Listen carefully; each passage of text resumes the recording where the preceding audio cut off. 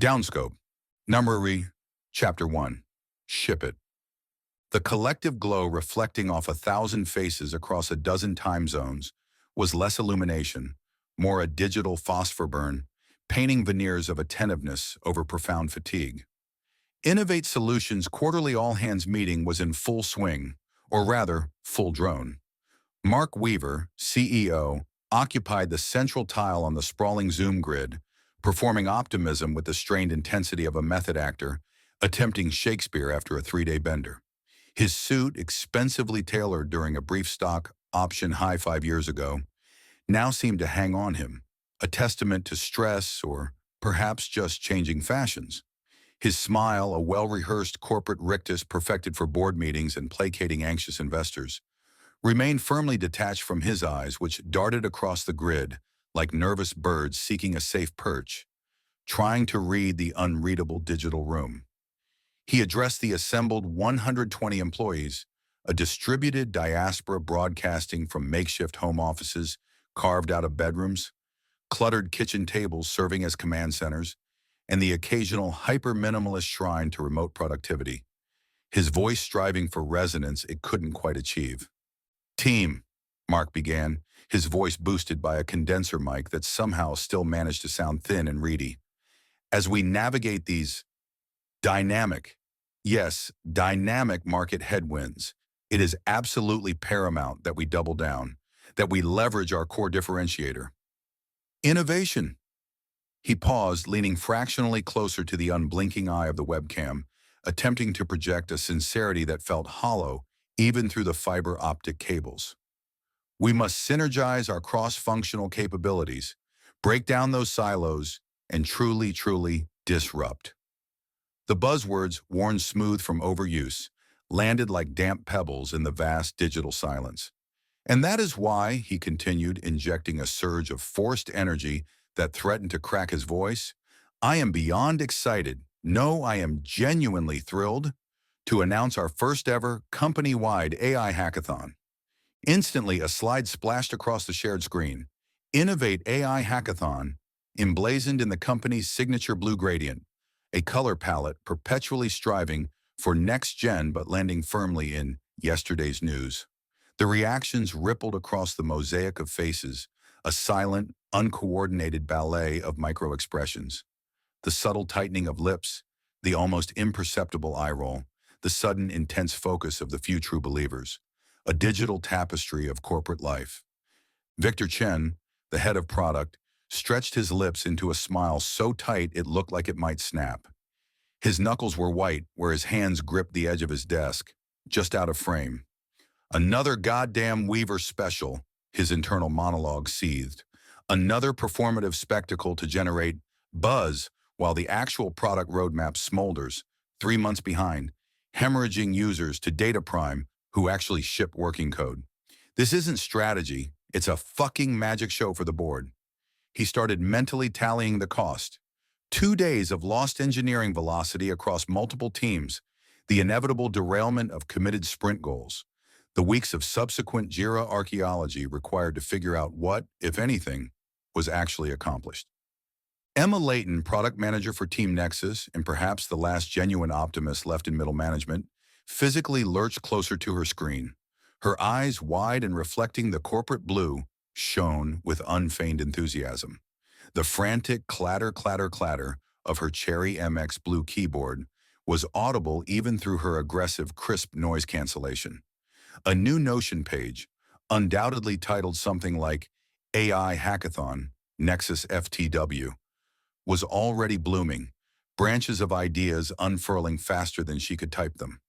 For Emma, this wasn't a burden. It was a lifeline, a chance to actually build something interesting. Reese Edwards, the enigmatic head of engineering, remained an oasis of calculated stillness amidst the digital chatter. His face, angular and framed by precisely trimmed dark hair, showing subtle hints of gray at the temples, betrayed nothing. He could have been debugging kernel panics or contemplating quantum foam. Only someone fluent in the micro-expressions of power might have registered the briefest, coldest flicker in his deep-set eyes. Not emotion, but assessment. Calculation. Predictable, his mind dryly noted. Executive panic manifests as mandated innovation. Chaos creates friction. Friction creates heat. Heat creates opportunity for leverage. He began mapping potential outcomes, assigning probabilities, identifying key personnel vectors. On Max Murphy's primary monitor, camera resolutely disabled, a black void signifying his preferred state of non-presence. The screen's glow faintly illuminated a face etched with concentration and fatigue. The relentless cascade of Slack notifications, demanding, pleading, informing, went unheeded. A different, distinct ping sounded, soft but insistent, from his secondary communication device, secured and off the official network. A signal message from Reese. Stark white text on a black background. Mandatory fun initiative now live. High probability of systemic disruption and noise generation. Monitor product team frequencies for exploitable anomalies. A wry smirk touched Max's lips. His fingers, long and agile, danced across the sculpted keycaps of his ergonomic mechanical keyboard. The muffled thocks, a familiar rhythm against the low hum of his over-spec'd workstation. Beside the keyboard, positioned with geometric precision just outside the theoretical cone of any webcam's view, sat a large, meticulously cleaned glass bong. He reached for it with practiced ease, packed a small measure of carefully selected indica into the bowl, enough for focus, not sedation, and took a long, slow, controlled inhalation. The bubbling water was a brief, soothing counterpoint to Mark Weaver's distant, tinny voice still emanating from his earbuds. He held the smoke, savoring the familiar ritual, the subtle shift in perception beginning, the background noise of corporate jargon receding. Exhaling silently, deliberately away from the integrated microphone array, he typed his reply into Signal, the words assembling themselves with focused clarity. Acknowledged. Evaluating opportunity, cost versus leverage potential. Product team disarray probabilities trending high. Will monitor for actionable intelligence and report exploitable patterns. He leaned back, allowing the calming effect of the cannabis to gently buffer the edges of his chemically sharpened focus. He glanced briefly at a framed photo on the edge of his desk, a smiling teenage girl with bright, intelligent eyes, strikingly similar to his own. Maya, 14. The reason for the relentless pace, the high-pressure job, the complex balancing act. Remote work was the enabler, the thing that let him be present enough, functional enough, while still competing in this Shark Tank. The weed helped manage the stress. The dexamphetamine provided the edge Reese demanded, a precarious equilibrium maintained day after day. Deliver the results, protect the setup, the mantra echoed silently. Mark Weaver was now deep into the hackathon logistics, his voice radiating a desperate sort of cheer. 48 hours, team. Kicking off 9 a.m. sharp tomorrow. Teams can self-organize. Find your tribe. Or, he added, a flicker of management caution surfacing, we can help facilitate team formation for maximum cross-pollination. He clearly didn't trust them to play nice. The mission?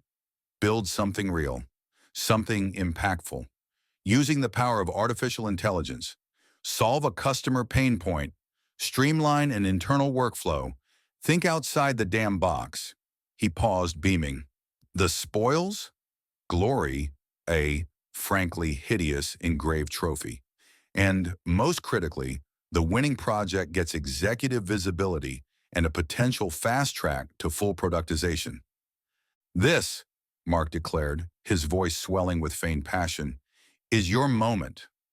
Your chance to step up, to innovate, to show everyone, show me, show the board, show our competitors what the real future of Innovate Solutions looks like.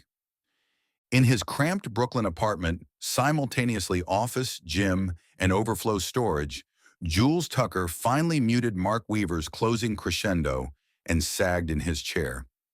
He pressed his noise-canceling headphones tighter, trying to create a pocket of silence against the lingering corporate pep talk and the cheerful theme song of whatever cartoon Lily was watching in the living room. He'd finally surrendered to sleep at 2:17 a.m., eyes burning, after pinning down a pernicious, intermittent bug in the core billing logic. A bug triggered by an edge case Connor Wright Team Catalyst's resident font of unearned confidence hadn't even considered. And the reward? Derek Miller, his supervisor, smoothly presenting the fix in the morning stand-up as a challenging team effort that he had successfully facilitated towards resolution, subtly implying leadership where none existed. The familiar acid reflux of swallowed resentment burned in Jules's throat. His gaze drifted across the cluttered landscape of his desk, stacks of papers threatening to avalanche, a cold coffee mug ringed with condensation, and Lily's math homework, a furious battleground of improper fractions and long division demanding his attention. He'd promised her they'd build a fraction fortress tonight, another promise now under siege by the impending hackathon blitz. The crushing weight of being the reliable one, the silent fixer, the bedrock everyone took for granted, felt particularly unbearable today.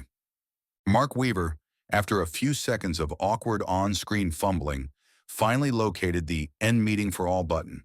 The grid collapsed, releasing its digital captives. The silence was instantly shattered by an avalanche. Slack notifications exploded across Jules's monitors like a digital hailstorm. Leading the charge inevitably was Derek Miller, constitutionally incapable of missing an opportunity for performative management.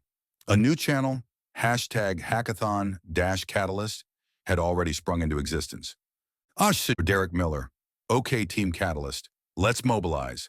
Hackathon, go time. I want bold, disruptive, customer-centric AI solutions. Think game changers. Brainstorm Miro board link incoming. Connor, data dive now. Pull all Q3 usage metrics. Segment by LTVI and engagement vectors.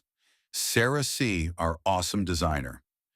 Let's get some initial high-fidelity mock-ups going in Figma. Show the wow factor. Jules, critical path, need a comprehensive analysis of all potential integration points with the core platform APIs, detailed dependency mapping, and a full security compliance review for leveraging sensitive customer data. Need that analysis ASAP. Let's schedule a Synergy Power Hour at 1 p.m. sharp to lock down our winning concept. Jakur AI, Jakur Disruption, Chacharch, Hack the Future, Joshua Team Catalyst. Jules stared at the message, a profound weariness settling deep in his bones.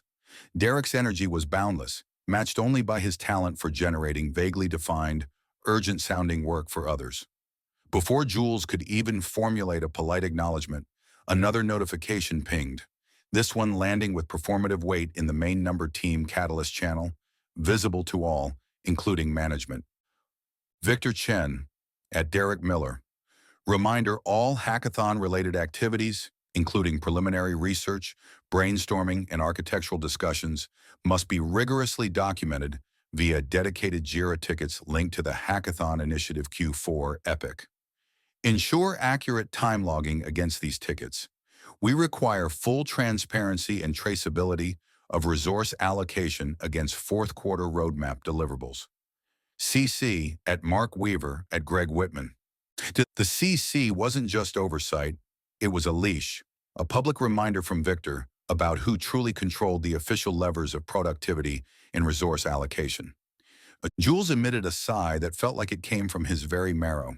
He toggled back to Derek's freshly minted hackathon channel, a digital space already buzzing with artificial urgency. He typed slowly, carefully, trying to inject a modicum of realism, a grounding in actual achievable work. Wait, Jules Tucker. Thinking about existing assets we could leverage quickly. Remember the structured customer feedback dataset from Project Nightingale last year? It's already cleaned and categorized. We could potentially train a classification model to predict churn probability based on analyzing shifts in product usage frequency combined with sentiment scoring derived directly from that feedback text. Might be achievable if we keep the scope tightly focused on prediction, not automated intervention. Oh, he hit enter, a tiny ember of professional pride flickering. It was a practical idea, building on his prior work, technically feasible within the ridiculous time frame. 3 long minutes ticked by in the channel, an eternity in Slack time. Then Derek's response bloomed, absorbing Jules's contribution and subtly rebranding it. Derek Miller, Outstanding strategic thinking, Jules. Leveraging existing data assets. Smart. Building on that foundation, my vision is an AI-powered proactive customer retention suite.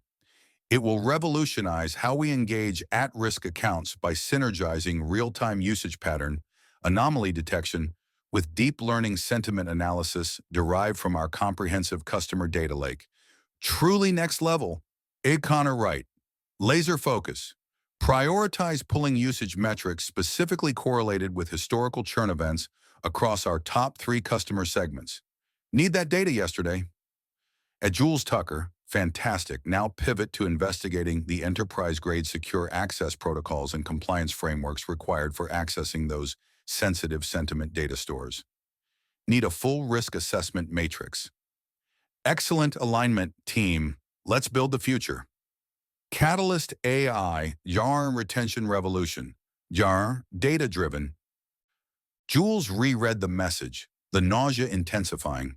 His specific, scoped suggestion had been inflated into Derek's grand vision, complete with buzzword bingo and an immediate vague but demanding follow-up task for Jules himself. He watched, feeling detached, as Connor's inevitable reply exploded into the channel.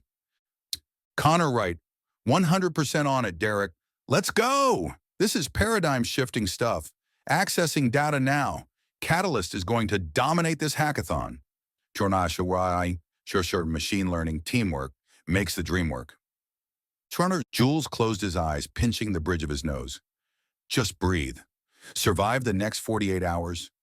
Simultaneously, within the secure end-to-end encrypted confines of the infrastructure team's private Zoom session, Reese Edwards addressed his hand-picked inner circle, Max Murphy, Sarah Kim, Eli Patel, his voice stripped of pleasantries, sharp with strategic intent. His native British accent seemed more pronounced, lending his words an extra layer of clipped authority. This so-called hackathon, Reese began, his gaze sweeping across the 3 faces on his monitor, is, in essence, a corporate ritual, a performative exercise born of executive insecurity designed to generate internal PR and distract from fundamental strategic weaknesses. He let the stark assessment hang in the virtual air. However, he continued, the subtle modulation signaling the strategic pivot, such mandated chaos invariably creates exploitable fissures in the normal operational constraints. It grants us sanctioned air cover, a temporary deviation from the glacial, myopic, and politically fraught product roadmap process. His eyes narrowed slightly, fixing on Max. We will leverage this window. We will build something internal, foundational, powerful. Something that leverages our unique systemic access. Something they, the pronoun hung, laden with implicit meaning. Product, marketing, perhaps even clueless executives, cannot replicate, cannot ignore, and ultimately, a flicker of something cold and ambitious glinted in his eyes, cannot control. Max, enveloped in a subtle, lingering cloud of lemon haze that the camera didn't capture, was already architecting in his mind, his fingers translating concepts into Terraform code, almost faster than thought. Multiple terminal windows tiled across his main monitor displayed scrolling logs, Kubernetes configurations, and Python scripts. Side monitors showed intricate Grafana dashboards monitoring the live pulse of Innovate's sprawling production environment. Full spectrum access, Max murmured, his voice a low, focused hum, the cannabis enhancing his lateral thinking, while the impending amphetamine dose would provide the endurance. Compute clusters, network backbone telemetry, persistent data stores. We hold the master keys. Every API interaction, every database write, every support email, every billing transaction, every feature flag toggle, every clickstream event. He paused, reaching for the bong again, the ritual both calming and focusing. The entire digital nervous system. Sarah Kim, senior SRE, the team's indispensable reality check, leaned forward, her expression thoughtful behind her round glasses. Master keys, Max, but the locks have alarms. Pulling raw production streams, even read-only, for a hackathon demo? SecOps will deploy the virtual hounds. We need bulletproof isolation, dedicated VPC, data masking, strict ephemeral credentials, audited access pathways. One mistake, one leaked credential, and we're explaining ourselves to legal for weeks. She tapped her chin, already outlining the necessary security controls. Eli Patel, the team's silent powerhouse of deep systems knowledge, who could visualize complex distributed architectures with startling clarity, offered his contribution via the chat window. Concise and elegant as always. Sandboxed K8S namespace plus R, DS read replicas snapshotted hourly, plus anonymized Kafka streams mirrored to dedicated cluster, plus fine-grained IAM roles managed via Vault, plus HashiCorp Sentinel policies for access control. Zero prod mutation risk, full audit trail. A fleeting, almost imperceptible smile touched Reese's lips. It vanished instantly. Precisely, Eli. We construct something only infrastructure, with our privileged position and comprehensive control plane access, could possibly engineer. Something that forces a fundamental reevaluation of our role. We cease to be perceived as mere digital janitors. The faint curl of his lip conveyed unspoken disdain, and are recognized as the indispensable architects of strategic capability, the bedrock upon which any meaningful future for this company must be built. Max was already several steps ahead, translating the high-level strategy into concrete technical components, his focus narrowing, intensifying. AI assistant, he declared, the words sharp, decisive. Not another marketing gimmick chatbot, a genuine operational intelligence engine. It interacts securely with our constellation of internal tools and APIs via a bespoke model context protocol. We feed Claude context it can only obtain by synthesizing data across operational silos. Silos product barely knows exist, let alone understands. He gestured towards his screen where fast API root definitions were appearing as if summoned. Reese nodded slowly, the strategic contours solidifying in his mind. An internal oracle, he confirmed, the term resonating with controlled ambition. A living demonstration of deep AI integration, woven into the very fabric of operations, not merely sprayed on like cheap paint. It will expose the crippling inadequacy of products' incrementalism. He paused, considering. Codename Ether.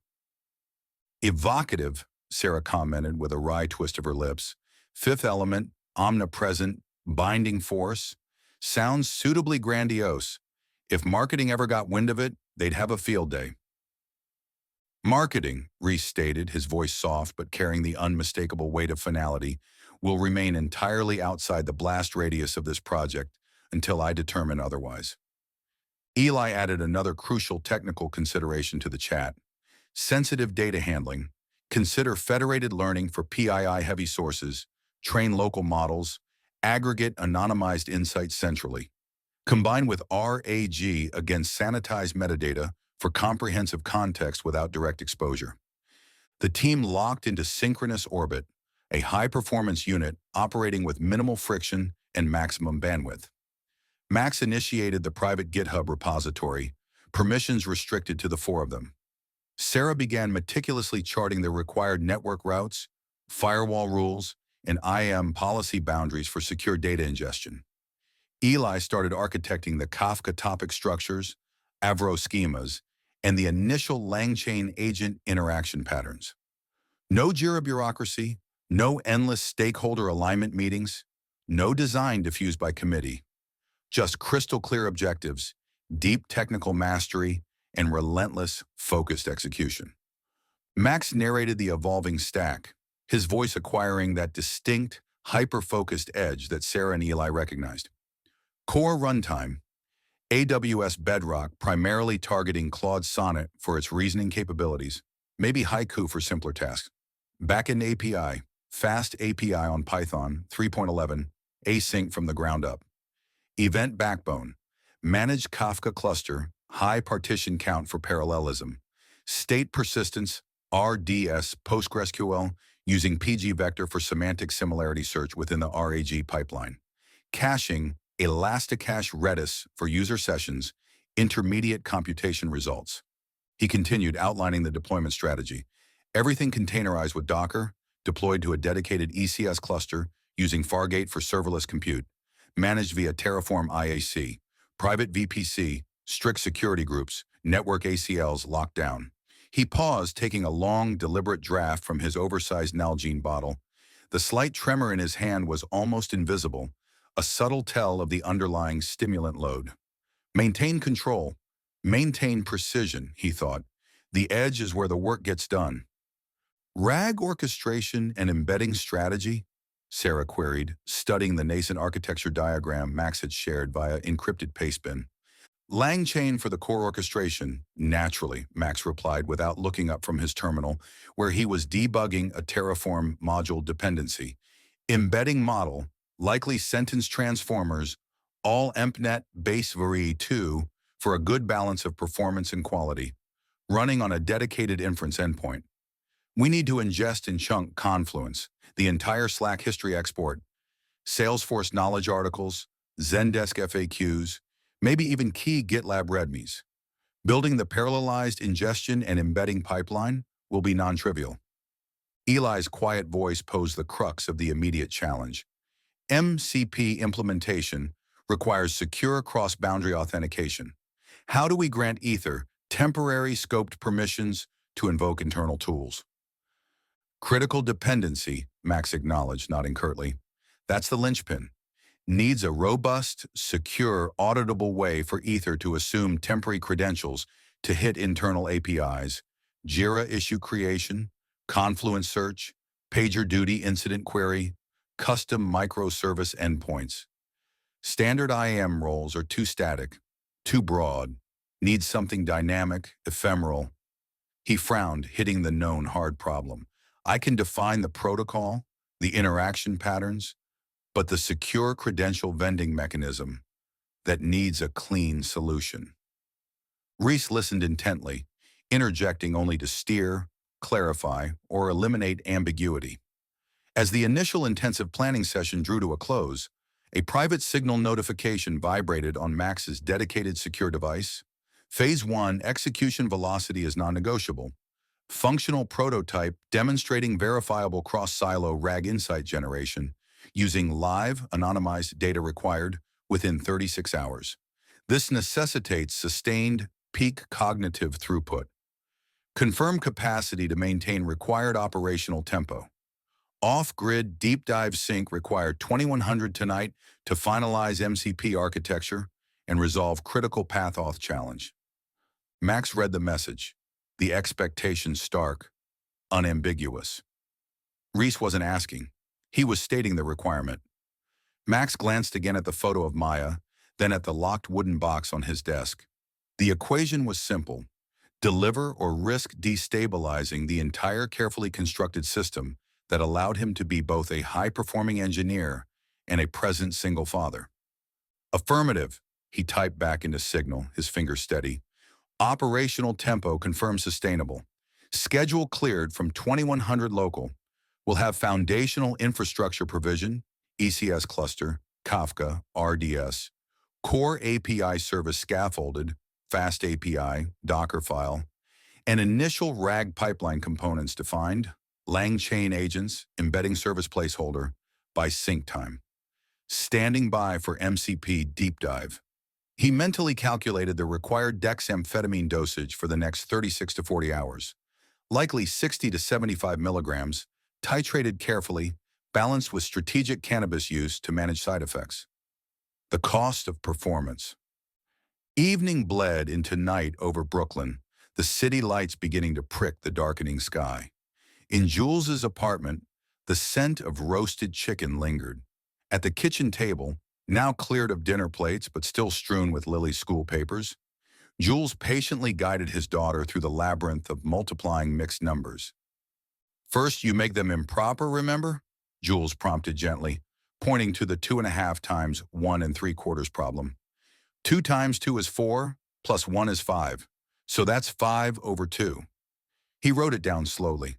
Lily nodded, her brow furrowed in concentration, mirroring his process for the second number. The muffled sounds of a neighbor's television seeped through the thin apartment walls. His phone, lying face down beside the homework, vibrated softly against the cheap laminate tabletop. A Slack notification, then another. He ignored them, focusing entirely on Lily, on the small circle of light cast by the overhead lamp, on the clean logic of arithmetic.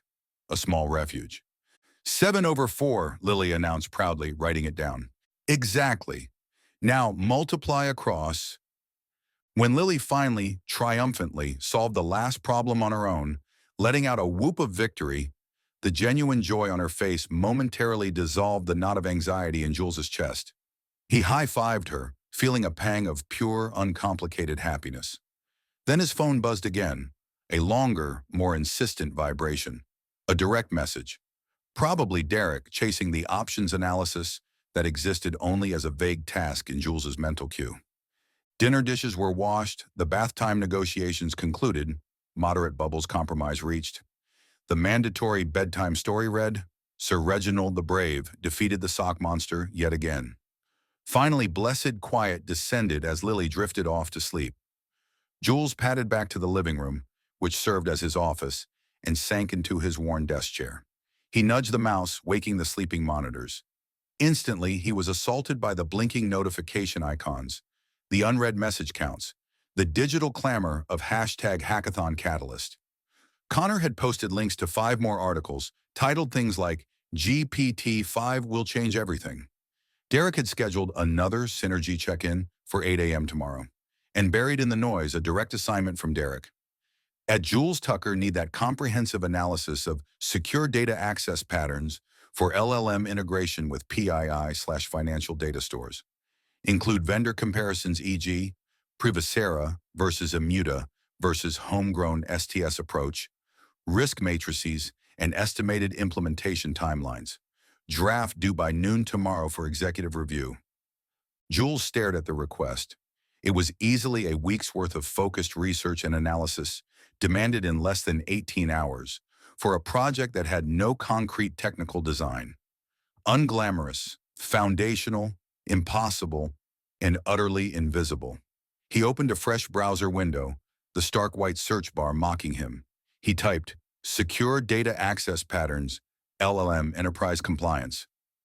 The weight of it all settled upon him, heavy and suffocating. Miles away, in a different world, Reese Edwards entered his house. It was less a home, more a statement. Polished concrete floors, minimalist furniture, curated art pieces, an atmosphere of controlled, expensive tranquility. Claire looked up from the architectural magazine she was browsing in the cavernous living room, her smile warm, genuine, an anchor in his often turbulent days. "You're back," she observed, her voice soft. She crossed the room, the sound of her bare feet silent on the concrete, and kissed him lightly. The faint scent of expensive French soap clung to her. "Debriefed," he replied cryptically, allowing himself to shed a layer of the day's tension. Strategic alignments finalized.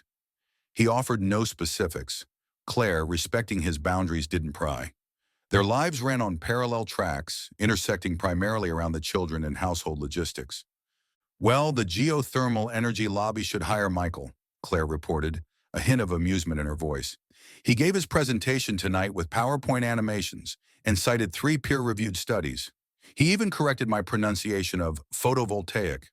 Then he asked if your Ether project uses geothermal cooling for its servers."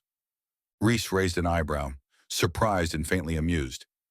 "He mentioned Ether. Only that you were working on something big with that name. He overheard you on a call, apparently." Claire shrugged. "Kids absorb everything." A flicker of annoyance passed through Reese, a minor breach in compartmentalization, but he masked it. "Ether is complex. Internal systems optimization," he offered vaguely. "And no, regrettably, it relies on standard, less imaginative cooling infrastructure." He poured himself a glass of sparkling water from the built-in dispenser, the silence of the house amplifying the faint fizz. He watched Claire return to her magazine, her presence calm, centered, utterly devoid of the frantic urgency and performative stress that permeated his professional sphere. A different operating system entirely. Later, long after Claire and the children had retired, Reese sat in his designated home office, a space as minimalist and controlled as the rest of the house. Two large high-resolution monitors dominated the uncluttered desk. One displayed a complex network topology diagram. The other glowed with the stark black background of his encrypted signal client. A notification pulsed silently. Max Murphy. See, Max. Foundational infra deployed and stable. Terraform state pushed to secure S3. Core Fast API service boilerplate established. Basic health checks passing. Initial Kafka topics created for mock data streams. Private GitHub repo populated. RAG pipeline architecture roughed out. LangChain agent structure defined. Ready for deep dive on MCP implementation and secure credential brokering strategy. 2,100 confirmed. Rescan the succinct update. Max's execution was flawless, as always. The velocity met the calculated requirement. The human cost is factored, managed, Reese rationalized, pushing aside a fleeting image of Max's perpetually wired intensity. Results are paramount, he typed his reply, fingers precise and economical. Reese acknowledged. Excellent progress. Velocity meets expectations. Focus tomorrow. Solidify MCP design, address secure auth challenge for cross-system RAG queries, prepare detailed options analysis, sync 0700 pre-stand-up for tactical alignment. He closed Signal, the conversation vanishing without a trace. He switched the second monitor's input, pulling up a private dashboard, not Grafana, but a custom-built monitoring tool, one of several small, elegant scripts he maintained personally. It quietly logged specific API access patterns, tracked keyword mentions in certain private Slack channels, monitored commit velocities across key repositories. Not surveillance, he told himself, but strategic awareness. Situational intelligence, essential for navigating the corporate landscape effectively. The tool flagged Derek Miller's recent flurry of messages name-dropping Ether in channels he shouldn't be in. Predictable. It also noted Jules Tucker's access patterns, dutifully pushing code for Catalyst but nothing else visible. Confirmed assessment, solid, reliable, but lacking initiative. Useful for stability, not disruption. He shut down the monitor displaying his private tools, leaving only the official company dashboards visible. He reviewed Michael's science presentation slides one last time, admiring the clarity of the geothermal section. A different kind of system, built on different principles. He made a minor tweak to the concluding sentence, strengthening its impact. Compartment sealed. When he finally went to bed, Claire was asleep, her breathing deep and even. Her tablet lay on the nightstand, displaying a passage from the Psalms.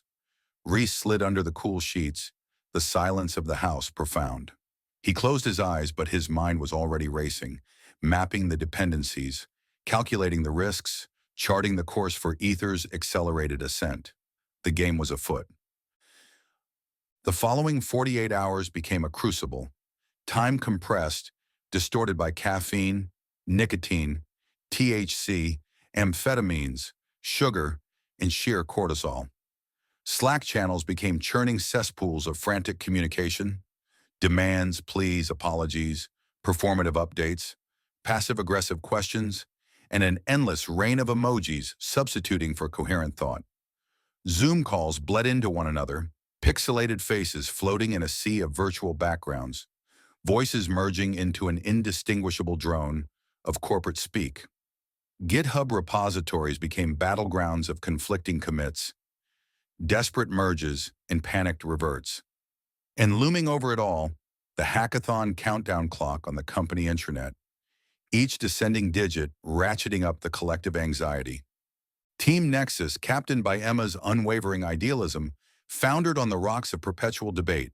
GPT-4's raw power versus Claude's purported ethical alignment, conversational UI versus task-driven workflows, fine-tuning versus prompt engineering.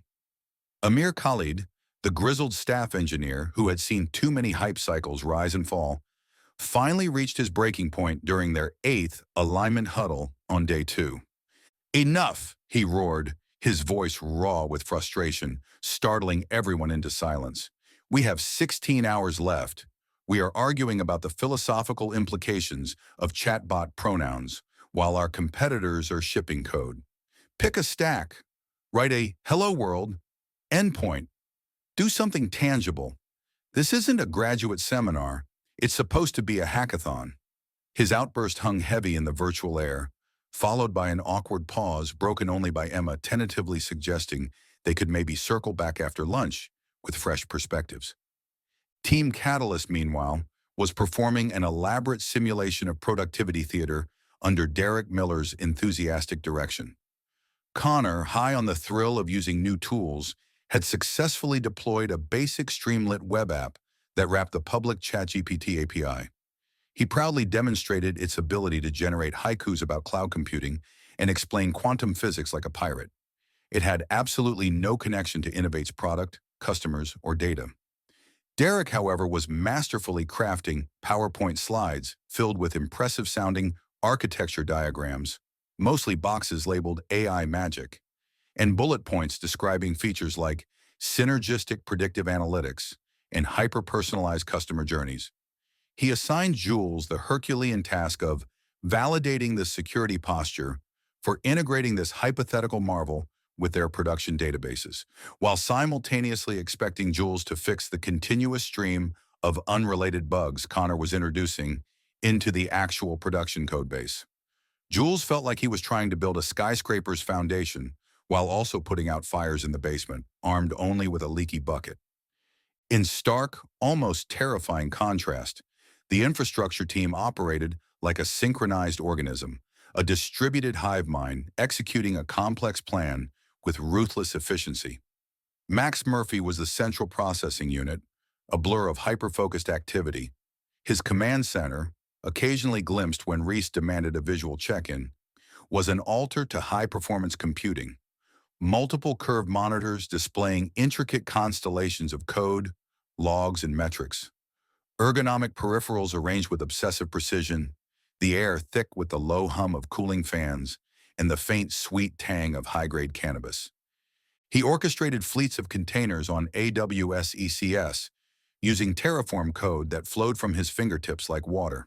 He diagnosed and resolved obscure Python asyncio deadlocks with surgical precision. He configured Kafka topic replication, managed schema evolution, and optimized consumer group lag. He architected complex LangChain agents capable of reasoning across multiple steps, invoking tools, and synthesizing information from disparate sources. The Bong, his companion through the long hours, provided the necessary counterbalance to the waves of stimulant-fueled intensity, smoothing the edges, preventing cognitive burnout. A status update materialized in the secure Number Infra Ops channel from Max. Bedrock Claude Sonnet endpoint validated for targeted use cases, summarization, insight extraction. Fast API service stable under simulated peak load. Kafka event ingestion pipeline operating at nominal throughput. RAG pipeline status. LangChain orchestration layer complete for core query types. Document ingestion, Confluence, Salesforce KB, 90% complete. Vector embedding generation via sentence transformers on dedicated GPU instance, proceeding, currently bottlenecked on IOPS. RDS PG vector instance scaled up. MCP integration phase commencing now. Secure auth component identified as critical path blocker. Reese's reply was instantaneous, terse, acknowledged. Prioritize resolving MCP auth blocker. Velocity on RAG ingestion, acceptable, but monitor IOPS bottleneck. Report immediately if vector DB scaling doesn't resolve. Max was simultaneously deep in the front-end implementation. Astro framework chosen for its minimal JavaScript footprint and fast initial loads. React components, written meticulously in TypeScript, handled the complex dynamic interactions. Shad CN UI components ensured perfect visual alignment with Innovate's internal design language, creating an interface that felt instantly familiar and authoritative. Consistency breeds trust, Max muttered, rapidly scaffolding components, defining strict TypeScript interfaces for props, ensuring robust state management, while a parallel terminal window continuously ran Vitis unit tests, catching regressions almost instantly. At 3:47 a.m. on the final day, Max was wrestling with the intricate state machine logic governing the multi-turn conversations within Ether, ensuring the LangChain agents maintained context, managed tool usage correctly, and handled errors gracefully. His eyes burned, but his focus remained absolute, a tight beam cutting through the fog of fatigue. The relentless march of the digital clock on his primary monitor seemed to accelerate. An unexpected Slack notification broke the spell. Sarah Kim. Morning, Max. Burning the midnight oil too? Quick question before our 7 a.m. sync. Can you share the latest draft of the IAM policy definition for the RAG pipeline data sources? I want to run it through AWS Access Analyzer one more time to be absolutely certain we haven't left any unintended permissions open before we attempt the first prod connection. Max paused, momentarily disoriented by the request interrupting his deep flow state. He glanced at the webcam, still disabled. He methodically performed his ritual, capped the bong, retrieved the locked wooden box, the scale, the orange vial.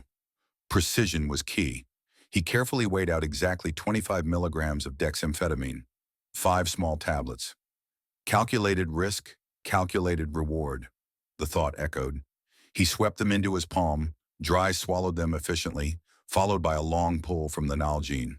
He closed his eyes for 5 seconds, rebooting his internal OS, feeling the familiar cognitive upshift engage, the mental fog evaporating, replaced by crystalline clarity. He activated his camera, composing his features into a neutral expression, just as Sarah's face appeared, framed by the early morning light illuminating her tidy home office. Grafana dashboards already alive on her side screen.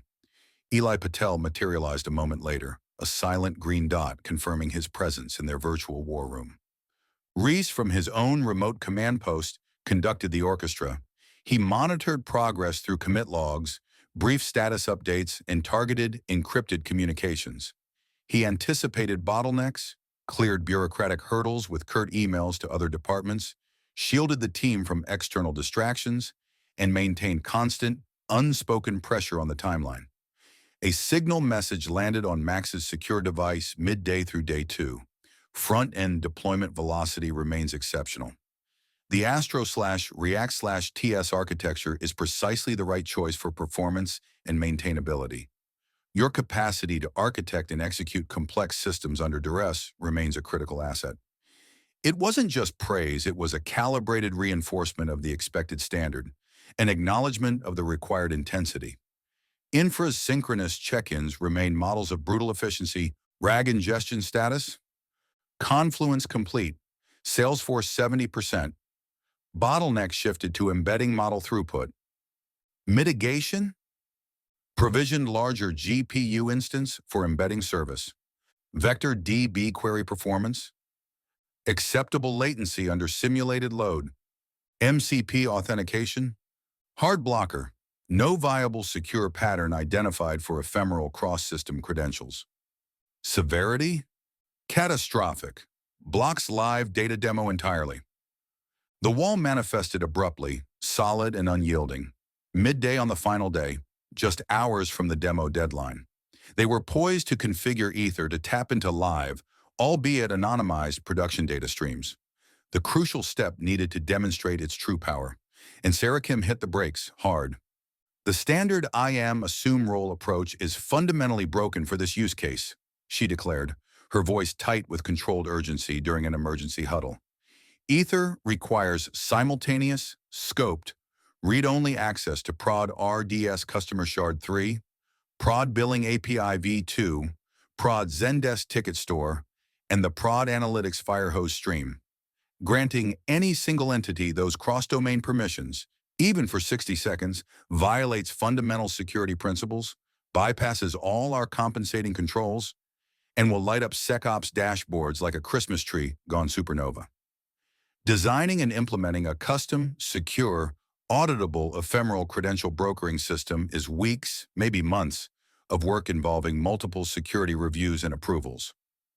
Reese's face remained a mask of calm, but a vein pulsed visibly at his temple.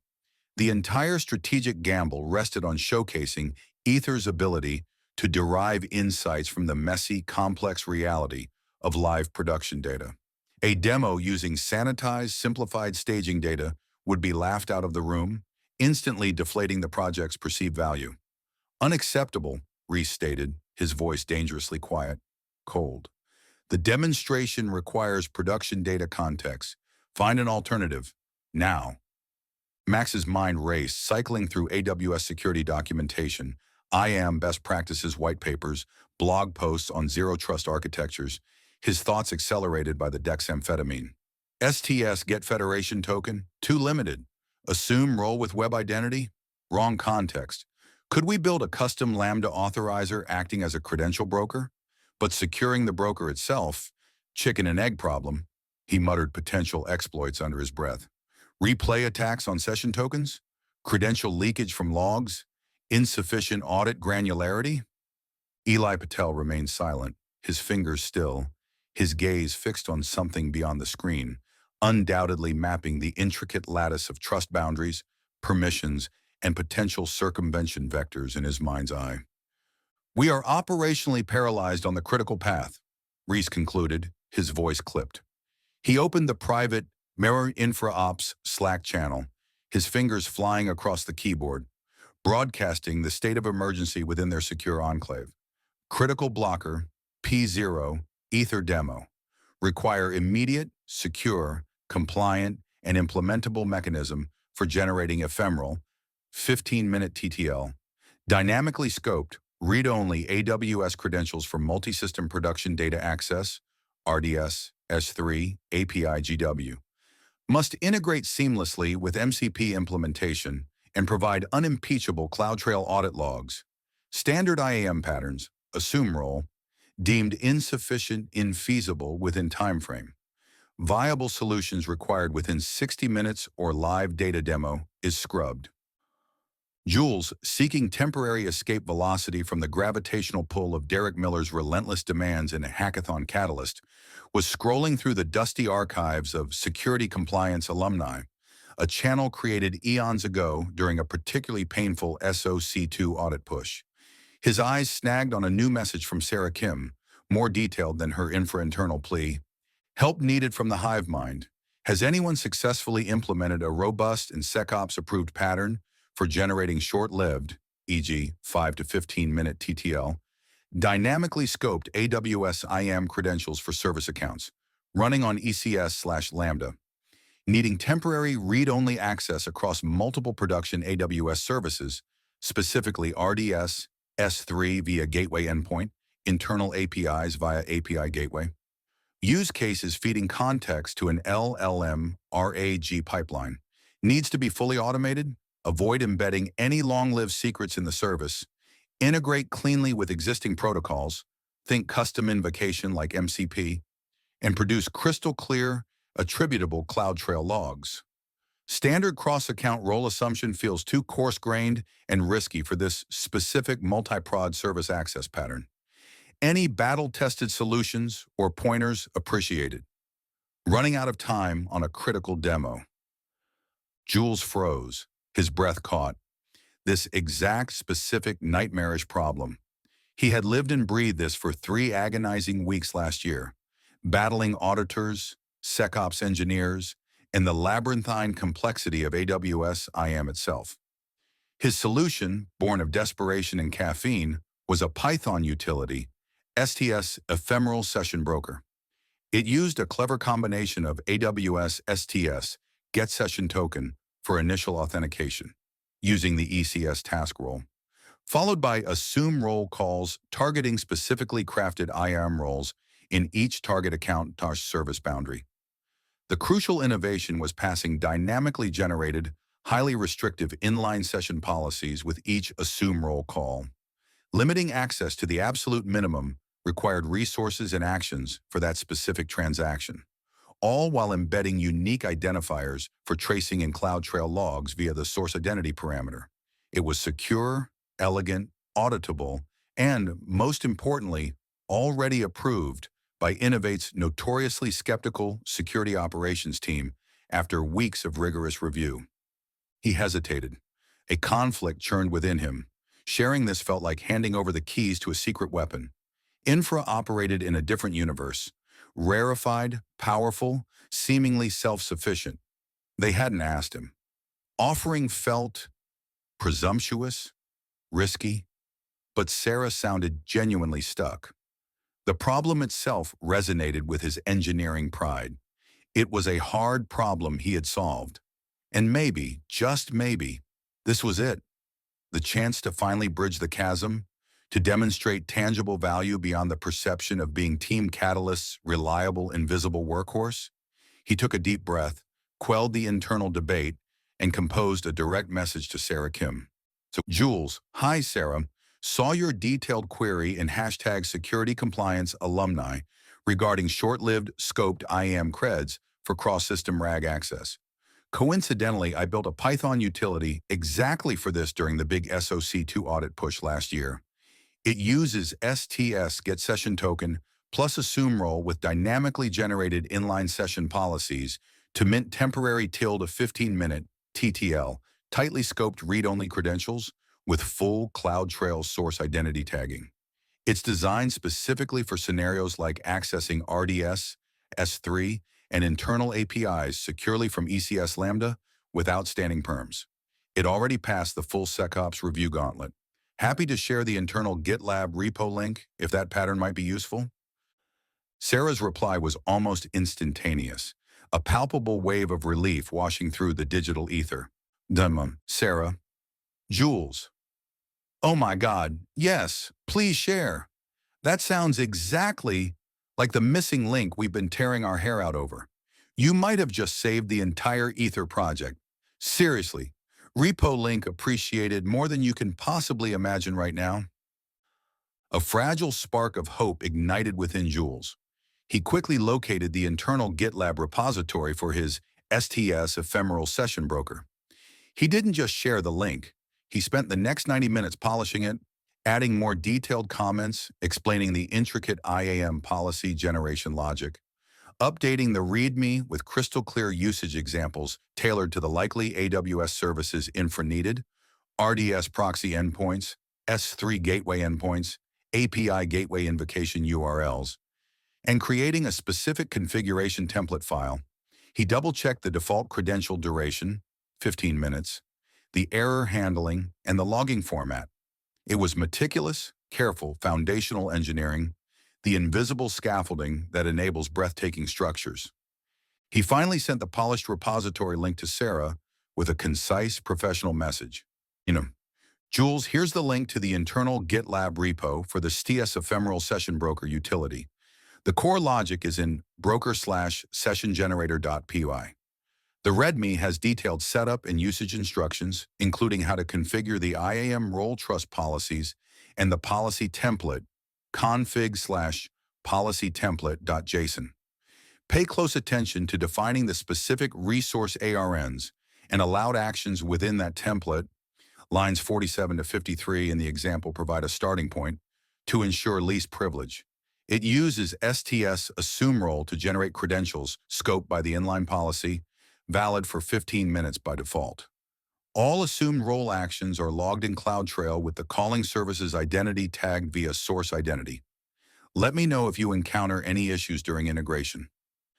Sarah's response radiated pure, unadulterated gratitude. Sarah. Jules, I've quickly reviewed the code and README. This is beautiful, clean, secure, elegant, precisely the pattern we needed but couldn't articulate under pressure. Thank you seems inadequate. Seriously, you are an absolute lifesaver. Max and Eli are diving into integrating it right now. I owe you multiple high-quality beers, coffees, or artisanal baked goods of your choice.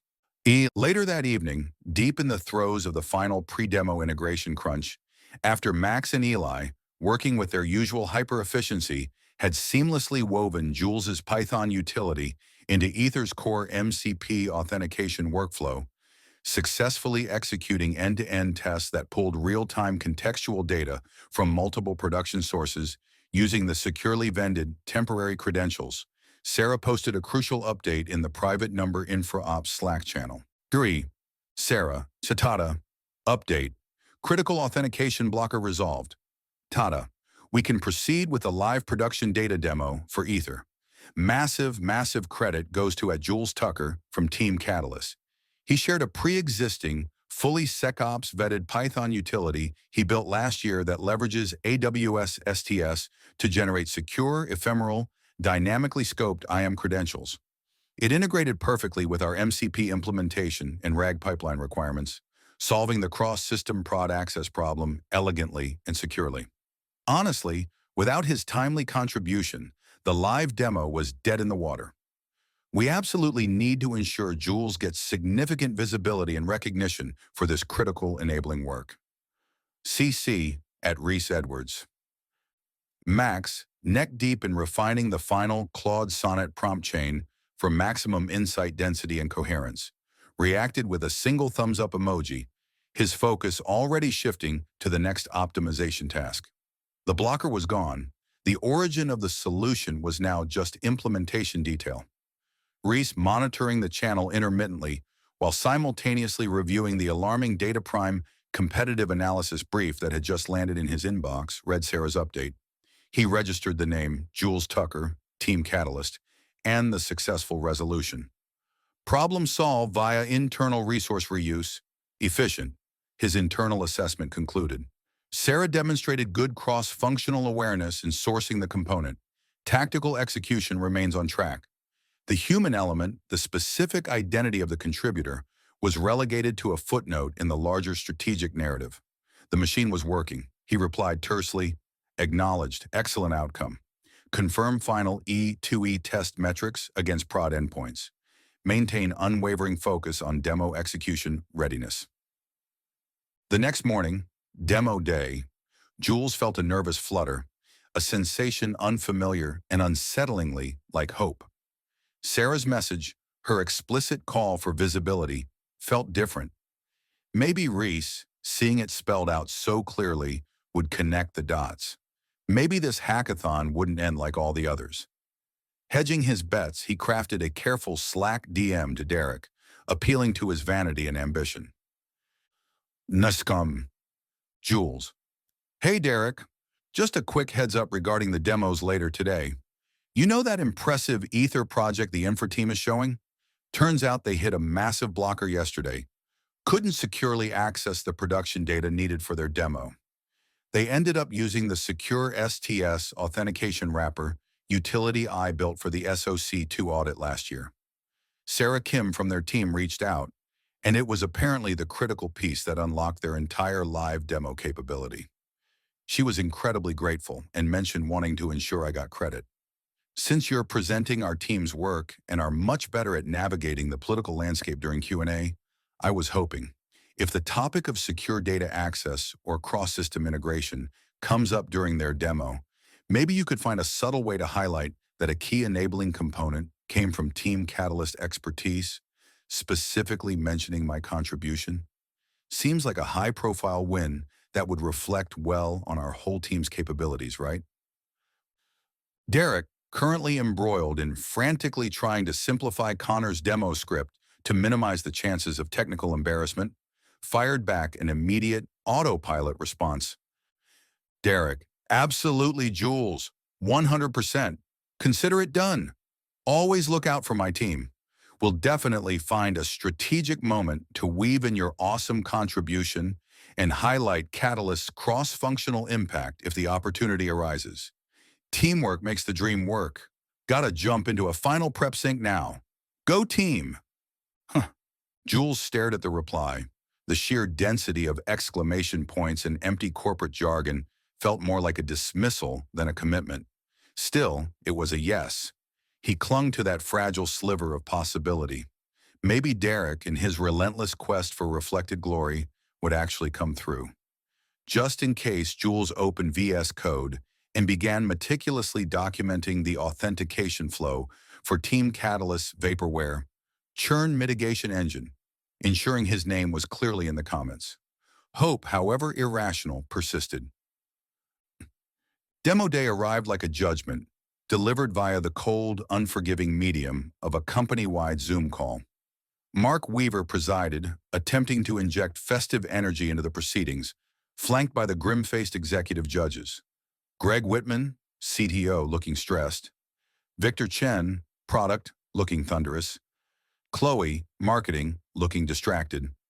Brenda, HR, looking concerned. 15 minutes allocated per team. Clock ticking like a bomb.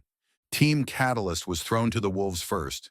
Derek, oozing a confidence completely untethered from reality, launched into his presentation for the AI-powered proactive churn mitigation engine. He clicked through visually polished Figma mockups, courtesy of Sarah C.S. All-Nighter, showcasing intricate dashboards and predictive charts that represented pure fantasy. He spoke with practiced fluency about leveraging advanced machine learning, proactive intervention workflows, and driving unprecedented customer retention. Connor stood beside him like a nervous ventriloquist dummy, occasionally chiming in with pre-scripted lines about synergy and data lakes. When Greg Whitman, leaning forward with genuine technical interest, asked about the specific model architecture used for sentiment analysis, Derek waved his hand airily. "Oh, it's a state-of-the-art hybrid approach, Greg, combining transformer embeddings with some highly proprietary heuristics developed right here by the deep domain expertise within Team Catalyst." He gestured vaguely towards Jules's dark, camera-off square. The actual demo involved Connor awkwardly prompting his generic ChatGPT wrapper, "Tell me a funny joke about enterprise software." The result was painful silence, followed by a non sequitur about squirrels. They finished 5 minutes early, leaving a vacuum of awkwardness. Team Nexus followed, their hopes riding on Emma's passionate presentation about an AI tool to help support agents navigate the company's sprawling, outdated knowledge base. The concept was sound, grounded in real user pain. Emma spoke with conviction, but when Amir Khalid initiated the live demo, the dreaded Python traceback appeared. Import error, cannot import name, some obscure dependency.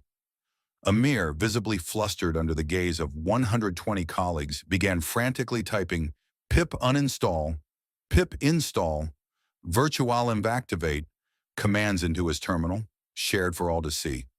The technical unraveling, live and excruciating, consumed the remainder of their time. Their potential remained unrealized, buried under a pile of broken dependencies.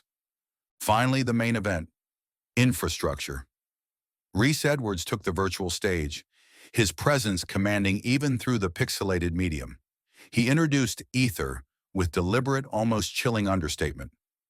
"Over the past 48 hours, he began, his voice calm, precise, cutting through the accumulated noise of the previous demos, my team undertook an exploration into enhancing internal operational intelligence through the synthesis of disparate data streams. The result is a rudimentary internal utility prototype. We have codenamed it Ether." He gave a curt, almost imperceptible nod towards Max's square. "Max, if you would demonstrate the current functional state." Max Murphy shared his screen. The interface that appeared was stark, clean, professional. A polished obsidian mirror reflecting none of the chaotic, chemically fueled effort that birthed it. He entered a customer ID, a known high-value enterprise account tagged internally as being at risk.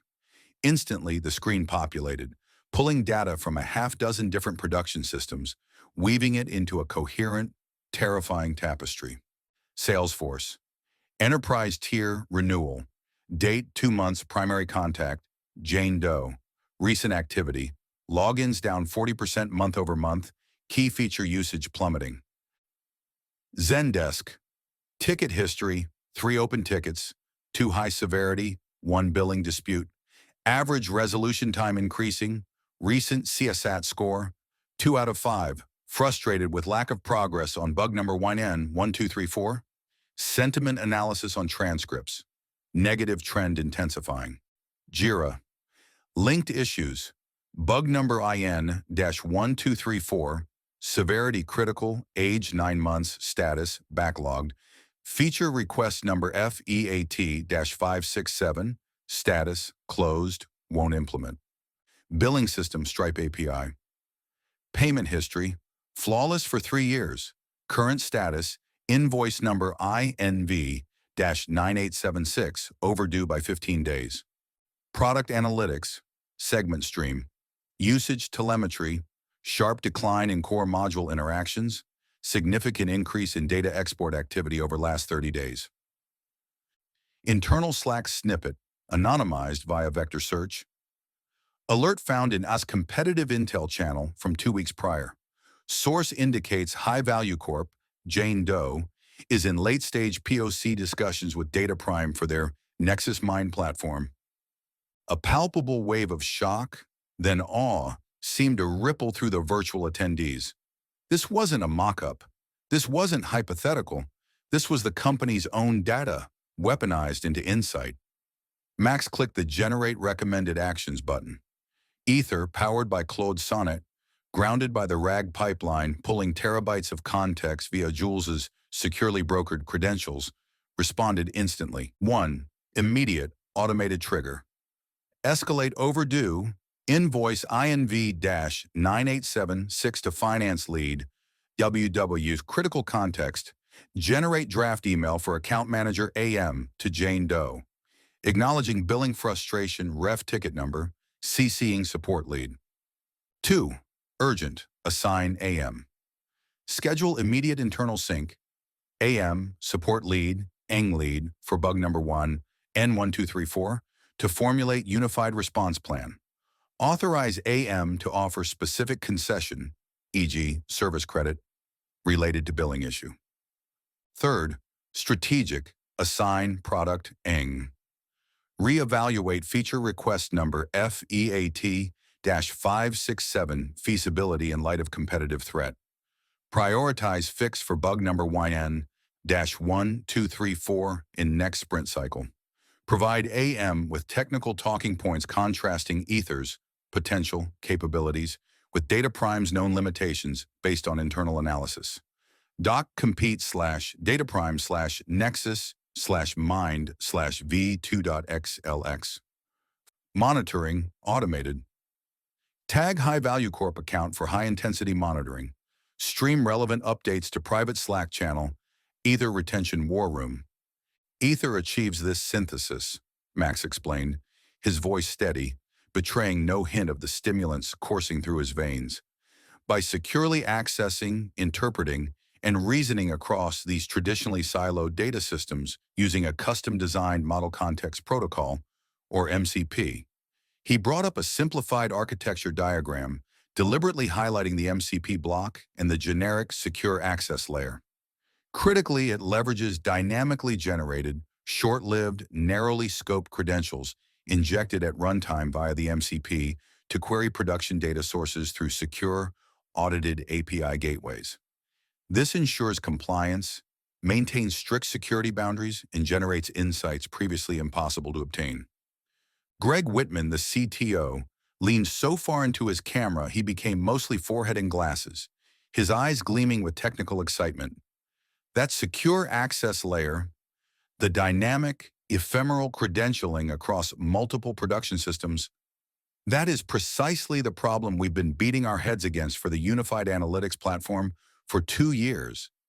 How on earth did you solve the secure token brokering and dynamic policy generation without creating gaping security holes or an operational nightmare? Max opened his mouth, ready to explain the elegant STS wrapper pattern they had integrated, the library provided by Derek Miller, sensing the concentrated beam of executive attention, unmuted like a jack-in-the-box, desperate to bask in reflected glory. Yes, Greg, a truly fascinating challenge, tremendously complex integration. On Team Catalyst, we've actually been doing some foundational work exploring similar secure protocol patterns for our own platform initiatives, developing some core concepts around. Reese Edwards cut him off mid-sentence, smoothly, decisively, his voice radiating calm authority that instantly silenced Derek.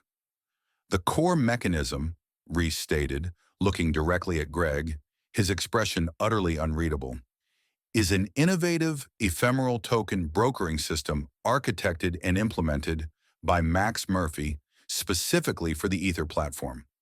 He deliberately, unequivocally centered the attribution on Max, erasing any ambiguity, any possibility of shared credit, any mention of external components or contributors. It leverages standard AWS STS primitives, but incorporates a novel dynamic policy injection technique developed by Max that guarantees zero standing privileges while integrating seamlessly with our Model Context Protocol.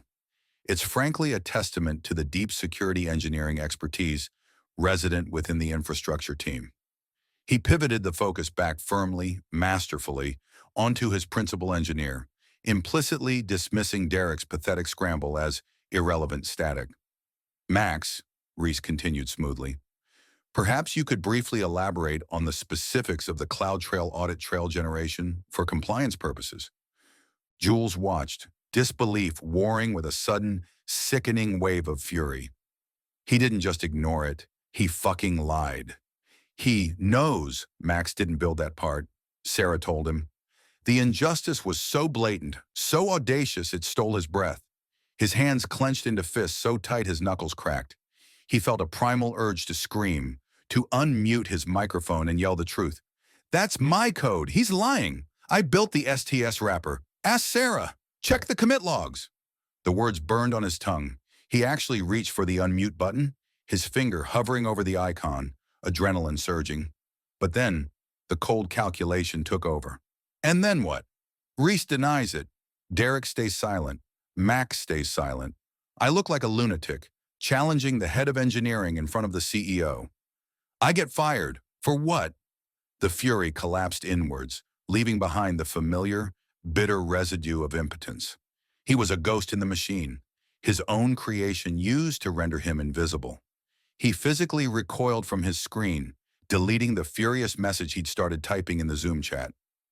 Greg Whitman, completely oblivious to the silent drama, accepted Reese's fabricated narrative without question. Impressive, he repeated, nodding. Very impressive indeed. And the scalability model, how does this perform under significant query load? What's the latency profile? As Reese transitioned seamlessly into a confident discussion of Ether's potential, outlining a roadmap for scaling and performance optimization, Jules felt a profound emptiness hollow him out. His moment hadn't just passed. It had been actively stolen, rewritten in real time.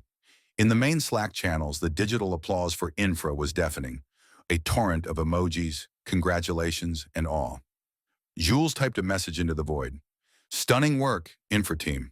He stared at the words, feeling nothing. Deleted it. Typed, congratulations. Deleted. He finally just closed Slack altogether, the silence in his small apartment pressing in, heavy and absolute. Emma Layton, despite the mortifying failure of the Nexus demo, felt a genuine surge of excitement after witnessing Ether.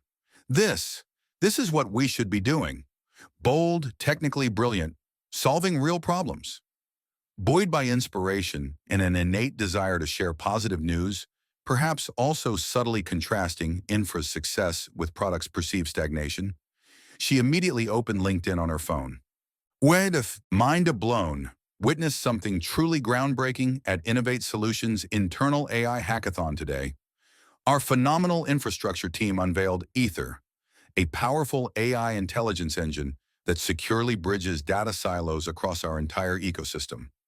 Imagine real-time cross-system insights surfacing risks and opportunities no human analyst could ever spot, and they built the core prototype in just 48 hours. Huge congratulations and admiration for the incredible engineering minds behind this. At Reese Edwards, at Max Murphy, at Sarah Kim, and at Eli Patel. This is irrefutable proof of what happens when you empower engineers and remove bureaucratic friction. So incredibly proud to work alongside talent like this. Yure I, Re-LLM, Re-Claude, Werchak Innovation, Re Infrastructure as Code, Risk Engineering Excellence, Hackathon, Shop Future of Work, Sonar Innovate Solutions. HOM. Feeling genuinely enthusiastic, she tagged the Infra team members she knew, quickly snapped a photo of the Ether UI screenshot displayed during the demo, blurring out sensitive details, attached it, and hit post, basking in the reflected glory of perceived company innovation. The post hit the LinkedIn feed and immediately tripped the alerts set up by Liam, the junior marketing coordinator, whose existence revolved around monitoring social media mentions and optimizing engagement metrics. Keywords like groundbreaking, AI intelligence engine, securely bridges data silos, and the official company hashtag, combined with the positive tone and visible early engagement, likes and comments like, wow, need this at my company, made it prime amplification fodder. He fired off an excited Slack message to Chloe, the marketing lead, who was neck-deep in analyzing dismal Q3 campaign performance data. Liam, alert. Potential viral hit, alert. Emma Layton just posted on LinkedIn about a mind-blowing internal hackathon project from Infra called Ether. Describes it as a cross-silo AI intelligence engine built in 48 hours. Post is already getting significant traction and positive comments. Suggest immediate amplification across all official channels. Twitter, LinkedIn company page. Could be perfect for a thought leadership blog post showcasing Innovate's AI prowess. Permission to proceed aggressively? Post link. Link screenshot attached. Chloe, desperate for a positive narrative to counter the bleak campaign numbers, scanned Liam's message, latching onto the positive buzzwords, mind-blowing, AI intelligence, significant traction, AI prowess. Without clicking the link or considering the implications of amplifying internal project details, she gave the enthusiastic go-ahead. Chloe, yes, excellent find, Liam. Green light, draft amplification posts immediately. Get them scheduled across Twitter and LinkedIn. Let's capitalize on this buzz. And good idea, blog post. Reach out to Reese or Max from Infra. Get a quote about their vision for enterprise AI. Frame it aggressively. Innovate Solutions defines the future of operational intelligence. Move fast.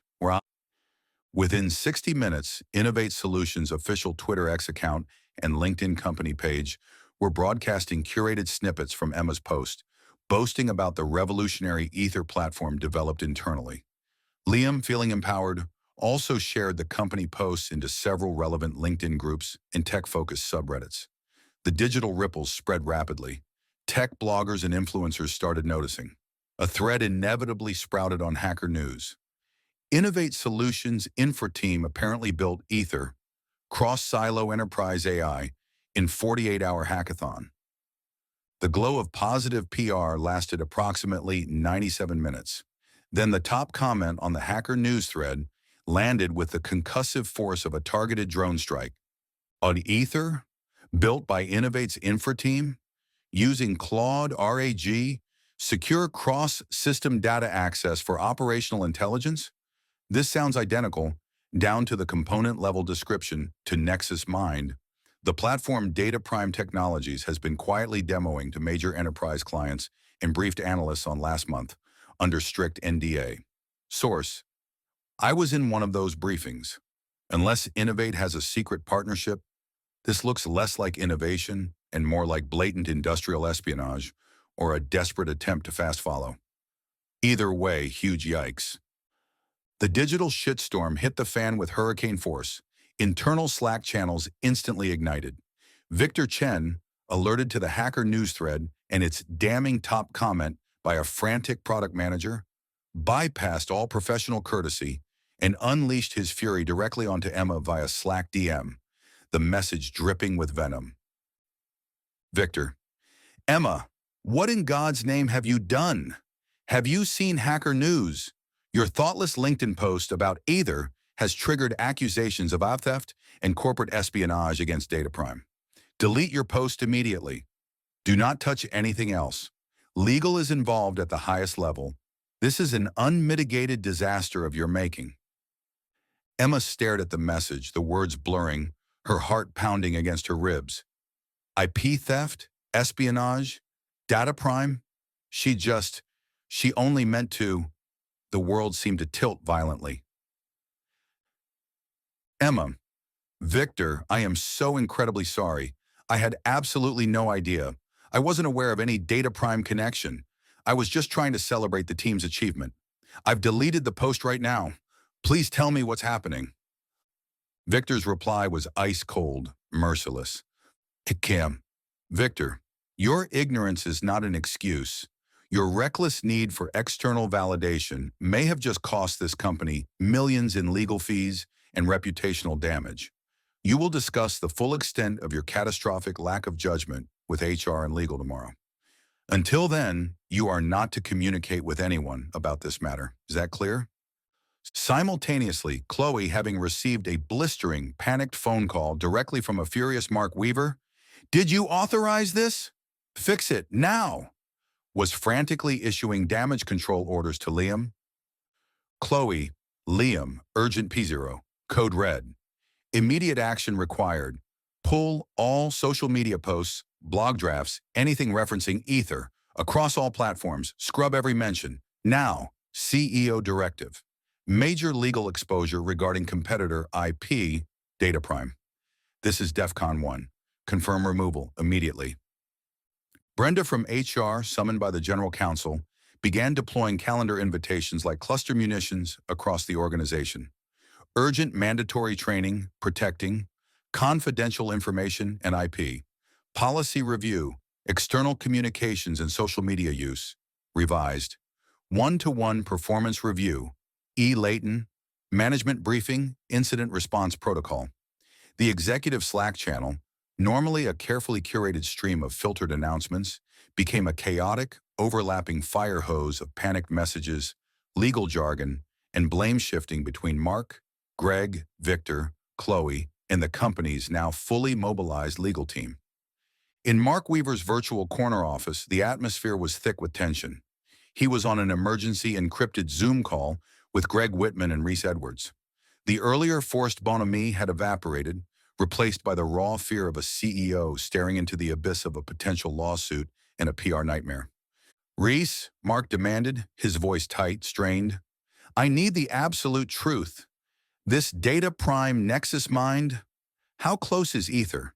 Did anyone see something they shouldn't have? Are we exposed? Could they sue?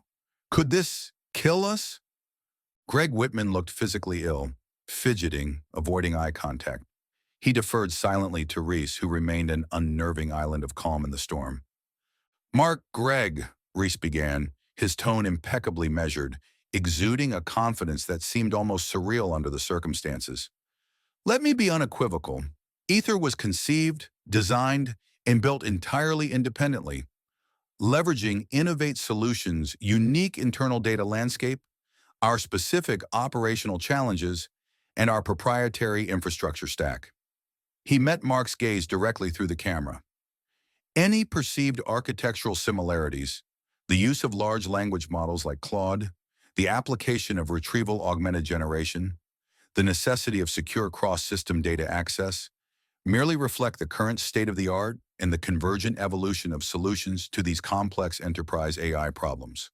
There are only a finite number of effective ways to integrate these technologies securely and at scale. He paused, allowing the technical justification to land before delivering the strategic counterpunch. Furthermore, our specific implementation, particularly the sophisticated model context protocol and the underlying dynamic ephemeral credentialing system architected by Max Murphy, he repeated the lie seamlessly, reinforcing the internal narrative of Infra's unique genius, is entirely novel and specifically tailored to Innovate's complex security and compliance requirements. It bears no direct relation to any external system I am aware of. "But the timing, Reese," Greg fretted, wringing his hands metaphorically. "The Hacker News comment, it sounds so specific." Reese executed the strategic pivot flawlessly, turning the perceived weakness into a strength. "The timing," he countered, his voice hardening slightly with conviction, "while unfortunate in its public framing, is actually strategically advantageous. It provides irrefutable independent market validation for the direction we have already taken before we formally launch. It proves we are not just on the right track, but potentially ahead of the curve in practical, working implementation." Data Prime may have briefed analysts on slideware. "We," he emphasized, "have functional code demonstrating tangible value against live data. We are not copying, we are setting the pace." He let the audacious claim hang in the air. Mark Weaver, desperate for a lifeline, clung to Reese's confident assertion. The fear of litigation began to recede, replaced by the familiar, driving fear of being left behind. "Okay," he said, nodding slowly, wanting, needing to believe. "Okay, if we're clean, if we're actually ahead, then we need to weaponize this. We need to accelerate full production deployment. Now what resources, Reese? What do you need? Carte blanche. Reese didn't blink. He had anticipated this exact outcome. Dedicated resources, he stated, his voice precise, devoid of hesitation.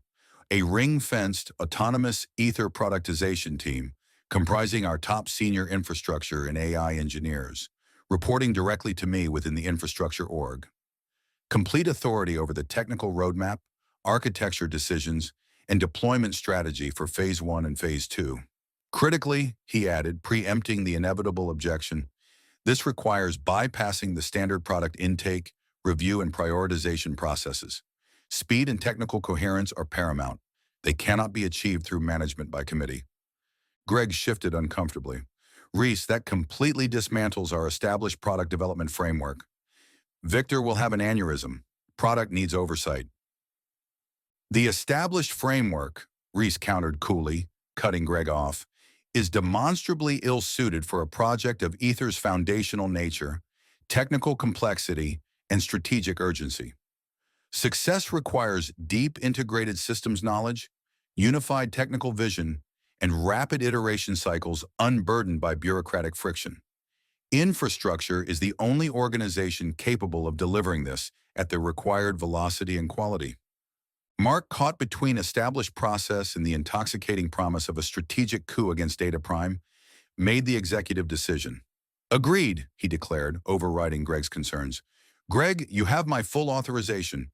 Work with Reese to define the necessary headcount, budget, and operational parameters. I want a detailed, aggressive productization plan with weekly milestones on my desk by Monday morning. Victor, he added dismissively, can be informed about the go-to-market strategy once Phase 1 is nearing completion. For now, Reese, this is your ship to command. Don't fail. The call ended. The die was cast. Reese allowed himself the briefest, coldest flicker of triumph. Chaos exploited. Power consolidated. He sent a terse, carefully worded Slack message to Derek Miller. Derek, your ability to handle the technical Q&A during the demo, ensuring the focus remained appropriately elevated, was noted and appreciated. Effective communication. Strategic positive reinforcement for a useful, if unwitting, asset. Then he switched to Signal, the secure channel, his message to Max concise and laden with implication. Reese, executive mandate fully secured, green light for accelerated Ether productization initiative. Project funded, ring-fenced, under exclusive infra control reporting directly to me. Product organization explicitly firewalled from technical path for Phase 1/2. Prepare for significantly increased operational tempo, expanded scope, and elevated delivery expectations. Absolute communication security via this channel, mandatory. Further briefing tomorrow, 0700. The fallout cascaded through the lower ranks. Emma Layton endured her one-to-one with Victor, a brutal, soul-crushing session where he methodically dissected her naive, irresponsible, and career-limiting actions, painting her as the sole cause of a potentially catastrophic corporate crisis. She wasn't fired, that would draw too much attention, but she was effectively sidelined, stripped of her primary project leadership, removed from all strategic AI planning committees, and treated with icy disdain by Victor and his loyalists. She retreated into a state of confused shock, the chasm between her positive intentions and the devastating professional consequences, leaving her questioning her own judgment, her future at the company uncertain, her characteristic optimism extinguished. The hackathon itself was erased from corporate memory like a politically inconvenient historical event. Mark's follow-up email was a masterpiece of bland C-suite speak, celebrating the vibrant spirit of innovation, praising valuable cross-functional ideation, and vaguely alluding to promising internal AI initiatives currently under evaluation, while meticulously avoiding any mention of specific projects, teams, or outcomes. Ether, the catalyst for both triumph and terror, ceased to exist in official company communications. Late Friday evening, Jewel was mechanically archiving emails, the prospect of the weekend offering little solace, only the looming dread of Monday. He felt hollowed out, exhausted. A Slack notification blinked insistently. A new private channel had been created moments ago. #EtherCore Team. His name, predictably, was absent from the member list, but for a fleeting second, before the permissions fully propagated and locked it down, the initial member list flashed on his screen. Reese Edwards, Max Murphy, Sarah Kim, Eli Patel, Derek Miller. Derek, the absurdity, the sheer injustice of Derek somehow maneuvering onto the core team while Jules was completely excluded, hit him like a physical blow. How? What currency did Derek trade in? A moment later, a DM notification from Reese Edwards himself popped up, stark and unexpected against the gray Slack interface. Reese Jules, do you have 5 minutes? Need to sync briefly regarding resource alignment. Jules's heart gave a painful lurch. Resource alignment. Was this it? Was Reese finally going to acknowledge his contribution, maybe offer him a role, even a peripheral one, based on the criticality of the auth wrapper? Hope, that persistent, treacherous weed, sprouted yet again in the desolate landscape of his week. He quickly smoothed his worn t-shirt, ran a hand through his perpetually messy hair, and typed back, trying to project a calm professionalism he didn't feel. Jules. Sure, Reese. Available now. Happy to jump on a quick Zoom whenever you're ready. The Zoom link appeared instantly. Jules clicked it, his own tired face reflected in the webcam preview. Pale skin, dark circles under his eyes. He took a deep, steadying breath as Reese's image resolved sharply on screen. Reese was in his home office. The backdrop a study in controlled minimalism, muted colors, clean lines, expensive-looking abstract art. He leaned forward slightly, fixing Jules with his intense, analytical gaze. The subtle glint of his Patek Philippe watched the only warm tone in the frame. Jules, Reese began, his voice perfectly modulated, neutral, devoid of any discernible emotion. Clinical. Firstly, appreciate you maintaining stability on the Team Catalyst front during the recent hackathon disruption. The faint praise landed like a carefully aimed dart, subtly framing Jules's entire week's effort as mere distraction management. Secondly, Reese continued, his tone unchanging, I understand from Sarah Kim's report that you provided some assistance to the Ether development effort, some sort of pre-existing utility script related to authentication mechanisms? Yes, Jules confirmed, forcing his voice to remain steady, trying to inject the significance Reese seemed determined to ignore. It's the secure authentication wrapper I developed and got approved during the SOC 2 audit last year. It uses AWS STS Get Session Token and a SUME role with dynamically generated inline session policies to create temporary, least privilege credentials. It was the component that enabled Ether's RAG pipeline to securely query the necessary production data sources across different AWS services without requiring insecure standing permissions. It integrates directly with the MCP layer to inject those credentials at runtime, ensuring full auditability via CloudTrail. He felt himself rambling, over-explaining, desperate to make Reese understand the criticality, the complexity, the value of what he had provided. Right, Reese interrupted smoothly, cutting off the technical deep dive with surgical precision, his expression indicating utter disinterest in the details. A useful piece of reusable code, I gather, saves reinventing the wheel where existing components suffice. Sensible. He paused, letting the faint praise coupled with the minimizing description hang in the air. Max and Eli integrated it effectively into the core Ether security architecture. He delivered the blatant misattribution again, casually, confidently, cementing it as fact. Reese leaned back fractionally, his expression shifting into one of thoughtful, almost paternalistic concern that felt deeply false, deeply manipulative. Jules, he continued, his voice softening almost imperceptibly, adopting a tone one might use with a well-meaning but slightly dim subordinate. You are unquestionably a reliable engineer, consistent, dependable. Those are valuable, essential qualities for maintaining the stability of our core systems. Foundational work. He paused again, letting the carefully chosen words sink in, subtly boxing Jules into a predefined category. But Ether operates on a different vector. It requires a different gear, a certain intensity. He gestured vaguely, implicitly invoking the image of Max's relentless, almost inhuman output. A relentless drive to innovate under pressure, to architect for unprecedented scale, to navigate the ambiguities of bleeding-edge AI development. His eyes met Jules's through the screen, cold, appraising. Some individuals, like Max, possess that innate capacity. They thrive on that disruptive edge. Reese continued, his voice now laced with a carefully calibrated note of sympathy that felt more insulting than genuine concern.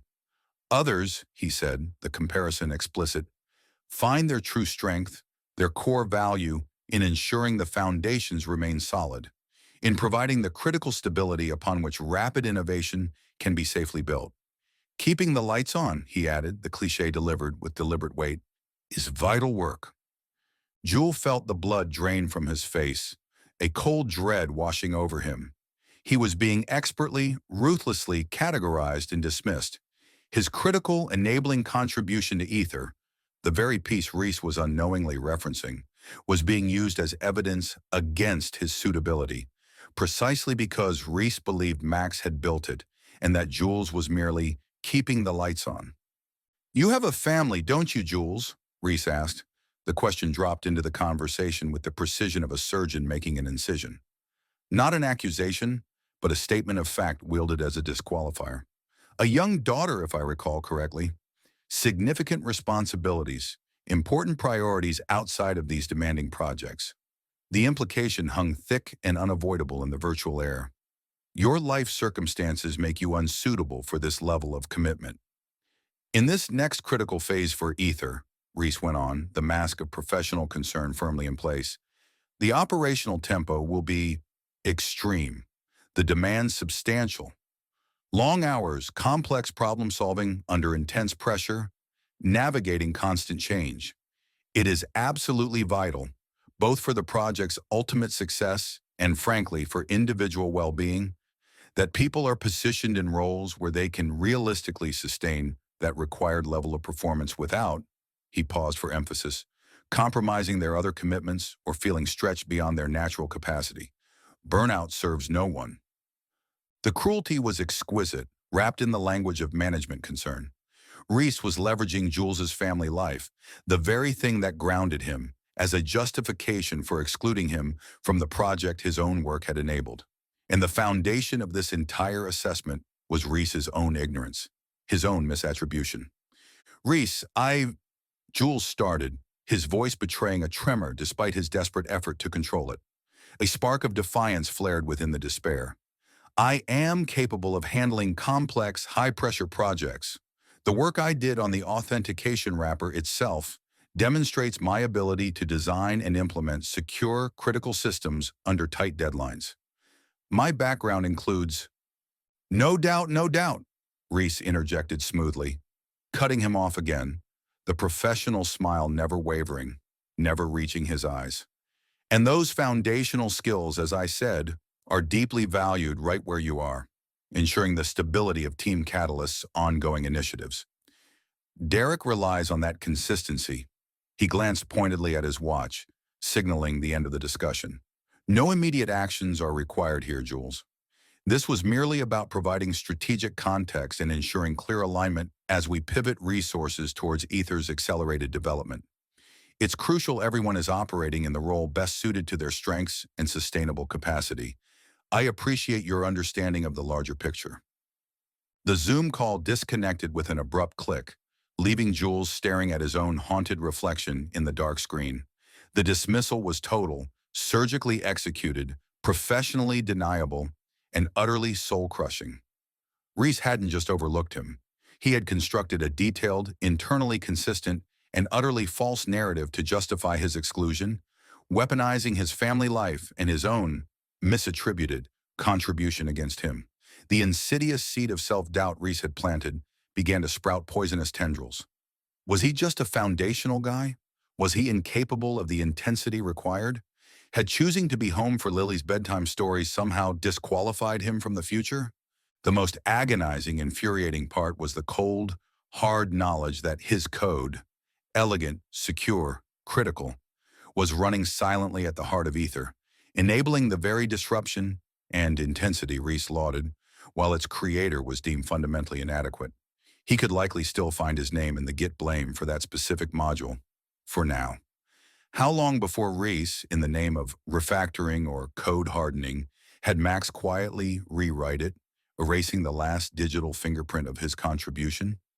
Jules lowered his head into his hands, his shoulders trembling slightly, a dry, silent sob catching in his throat.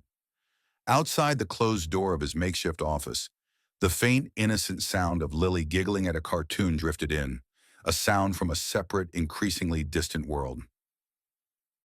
Across town, in a hyper-modern condo that felt more like a sterile tech incubator than a home, Max Murphy conducted his end-of-week ritual.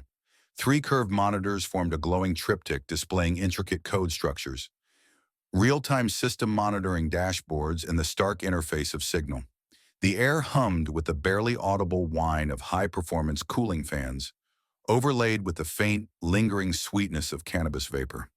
His desk surface remained obsessively organized despite the preceding 48-hour coding blitz. Keyboard centered, ergonomic mouse precisely angled, Nalgene water bottle on its coaster, a neat stack of empty energy drink cans awaiting disposal. A half-eaten container of takeout pad thai sat beside a small frame photo of his daughter, Maya, a silent reminder of the stakes. His eyes unnaturally bright under the focused beam of the desk lamp, pupils tightly constricted despite the dim ambient light, scanned the final Signal message from Reese. Executive mandate secured, accelerated timeline, increased operational tempo, maximum bandwidth. The subtext was blunt. More, faster, harder. The pressure wasn't releasing, it was ratcheting up exponentially. He unlocked the small, polished wooden box nestled discreetly amongst external hard drives. Inside, alongside backup encryption keys and specialized tools, lay his performance kit, the jeweler's digital scale, accurate to the milligram, and the familiar orange prescription vial of 5 milligram dexamphetamine tablets. Task: sustain peak cognitive output and coding velocity for potentially 16 to 18 hours daily, indefinitely. He tipped the small white pills onto the scale's pan, his movements practiced, precise, until the glowing digits read 30.0 milligrams. 6 tablets. Tonight's dose, fueling the deep dive architecture session with Reese and the subsequent all-night implementation sprint. Optimize the human machine, he thought, a familiar grim calculus. For Maya. He swept the pills into his palm, paused, reached for the meticulously clean bong beside his keyboard, loaded a precisely measured pinch of indica, chosen for its calming, anti-anxiety terpenes to counteract the stimulant's jagged edge, and took a quick, efficient inhalation, held it, exhaled smoothly. Then he dry swallowed the 6 dexamphetamine pills, chasing them with a long gulp of water from the Nalgene. He closed his eyes for 5 measured seconds, feeling the familiar internal recalibration begin. The cannabis softening the anxiety, the amphetamine sharpening the focus, dissolving fatigue, amplifying cognitive throughput, locking him into the productive hyper-focus the job demanded. Controlled burn, he reminded himself, sustainable if managed correctly. He composed his reply to Reese on Signal, fingers already moving with renewed speed and precision, thoughts aligning like crystalline structures. Governor Max. Understood. System resources provisioned and scaled for enhanced load profile. Standing by to engage on architecture, deep dive 1900 tomorrow. Will prepare detailed proposals covering 1. Scaled RAG pipeline architecture, including VectorDB sharding strategy, comparing PG vector horizontal scaling versus managed Pinecone/Weaviate options. 2. Enhanced MCP tool integration framework, including proposed API versioning and security hardening. 3. Preliminary resource plan for Phase 1 sprint cadence, ready for accelerated execution. Beer.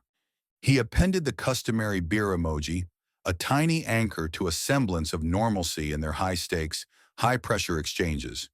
Then, he cracked his knuckles, a sharp report in the quiet room, pulled up the Ether monorepo, created a new Git branch, feature Ether scaling Phase 2 arch, and plunged back into the code, The world outside his glowing monitors receding into irrelevant noise.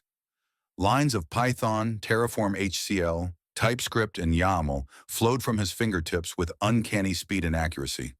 His jaw clenched involuntarily, a familiar side effect.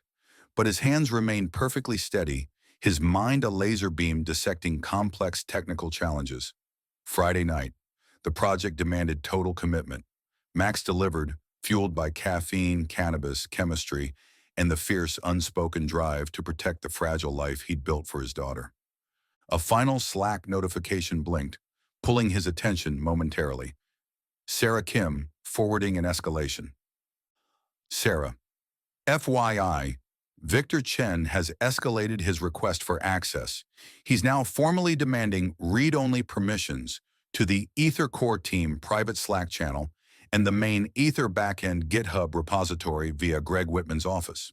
His justification cites critical need for product visibility and cross-functional alignment for future roadmap integration planning. Greg seems to be wavering under the pressure. Need guidance on how hard to push back? If we loop Reese in now? Max read the message, a flicker of cold annoyance crossing his features. Predictable bureaucratic maneuvering, product trying to claw back control. He typed a reply intended as much to bolster Sarah's resolve as to communicate the official stance. Max. Protocol remains unchanged. Deny all access requests pending explicit, written approval from Reese. Cite ongoing critical infrastructure stabilization and security hardening phase, requiring restricted access. Technical control boundaries are non-negotiable until Phase 1 deployment is complete and stable. Escalate any further pressure directly to Reese. Hold the line. We maintain control.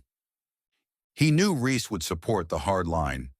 Ether was infrastructure's strategic asset, their path to power, conceived and built in their domain. It would remain shielded from the compromises of committee reviews and the meddling of product managers until it was too deeply integrated, too powerful, too essential to be reined in or redirected. It was forged in the shadows of private channels and late-night coding sessions.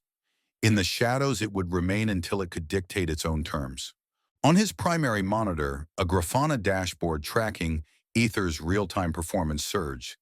The newly deployed RAG pipeline, running seamlessly over Joul's uncredited authentication code, finished processing a massive batch of ingested Zendesk ticket data.